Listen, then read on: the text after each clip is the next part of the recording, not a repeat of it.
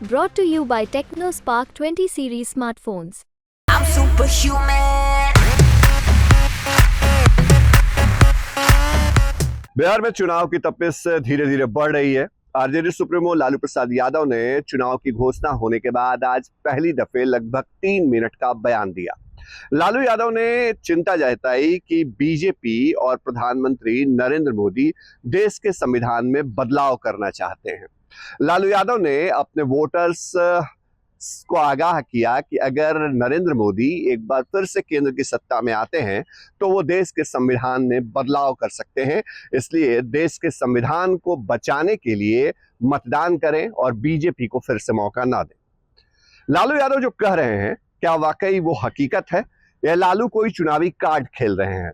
दरअसल इस बात को हम समझने और समझाने की कोशिश करेंगे और आपको थोड़ा पीछे ले चलेंगे साल 2015 के बिहार विधानसभा चुनाव की तरफ। 2015 में नीतीश कुमार और लालू यादव बिहार में एक साथ चुनाव लड़ रहे थे। 2014 के आम चुनाव में पहली बार प्रधानमंत्री बनकर नरेंद्र मोदी केंद्र की सत्ता पर काबिज हो चुके थे। बीजेपी के निशाने पर बिहार चुनाव था। बिहार में बीजेपी हर हाल में सत्ता चाहती थी, लेकिन उस वक्त जो हुआ उसे आज के संदर्भ में याद कर लेना थोड़ा जरूरी हो जाता है। तब हुआ ये कि लालू यादव कैंपेन कर रहे थे, लगभग 1-2 चरण के चुनाव निकल चुके थे। तभी संघ प्रमुख मोहन भागवत ने आरक्षण को लेकर के एक बयान दिया। लालू यादव उसके बाद सामने आए। उन्होंने संघ के प्रमुख रह चुके गोलवरकर की एक किताब हाथ में लेकर के बंच ऑफ थॉट्स दिखाते हुए ये कहा कि संघ की नीति पर चलते हुए देश में आरक्षण को खत्म करने की कोशिश हो रही है। अगर बिहार में बीजेपी की सरकार आती है तो आरक्षण खत्म कर दिया जाएगा।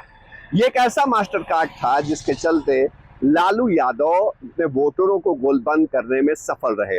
लालू और नीतीश की जोड़ी बिहार में चुनाव जीत गई और बिहार में बीजेपी की बुरी हार हुई थी। लालू यादव एक बार फिर से लगभग उसी तरह का कार्ड खेलने की कोशिश कर रहे हैं। लालू इस बार कह रहे हैं कि देश के संविधान को अगर बचाना है तो नरेंद्र मोदी को फिर से सत्ता नहीं देनी होगी।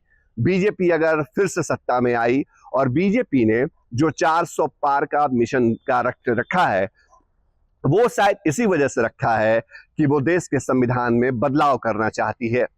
2024 में अगर बीजेपी जीतती है तो 2030 में चुनाव की स्थिति नहीं रहेगी और देश में एक नेतृत्व रह जाएगा सिर्फ नरेंद्र मोदी का।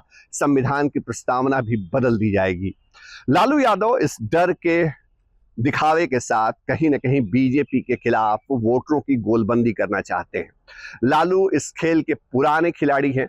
वो जानते हैं कि किस बयान से कहां पर कैसे गोलबंदी हो सकती है और यही वजह है कि इस वक्त संविधान बदलने की आशंका दिखाकर लालू कहीं न कहीं बीजेपी को बैकफुट पर धकेलना चाहते हैं। एक तरफ तेजस्वी यादव बिहार में परिणाम से चौंकाने का दावा करते हैं। टिकट बंटवारे में नए सामाजिक, राजनीतिक और जातीय समीकरण के जरिए जो विरोधी हैं उनको पटकनी देने के लिए वो रणनीति पर काम कर रहे हैं। दूसरी तरफ 19 अप्रैल को पहले चरण के वोटिंग के पहले लालू यादव का यह बयान कहीं न कहीं एक गुगली के तौर पे है, एक ऐसी पॉलिटिकल गुगली जिसे चुनाव की पिच में फेंकने के बाद अगर विरोधी समझ ना पाए तो वो क्लीन बोल्ड हो सकता है।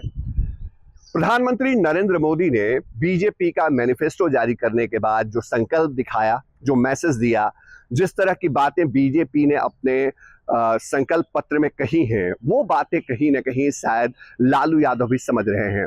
जिस तरह से जो योजनाएं हैं उनका दायरा बढ़ाने की बात की गई, जिस तरह से 70 साल से ऊपर के बुजुर्गों को जो स्वास्थ्य सुविधाएं हैं उनको देने की बात की गई, मुद्रा लोन की दायरा बढ़ाने की बात की गई, ये तमाम योजनाएं ऐसी हैं जिनका फायदा बीजेपी को पहले से मिलता रहा है और लालू यादव शायद ये समझ चुके हैं कि एक बार फिर बीजेपी इन योजनाओं के जरिए वोटरों को साधने में सफल हो सकती है। लिहाजा अब डर दिखाया जा रहा है संविधान में बदलाव का। लालू यादव अगर अपने वोटरों को इस मामले में गोलबंद कर पाते हैं या देश की जनता, बिहार की जनता को यह समझा पाते हैं कि देश के संविधान को खतरा है, तो शायद उनका काम हो जाएगा। बीजेपी की योजनाओं, बीजेपी के दावों के सामने देश और संविधान बचाने की जो चुनौती है वो शायद कारगर रूप ले सकती है।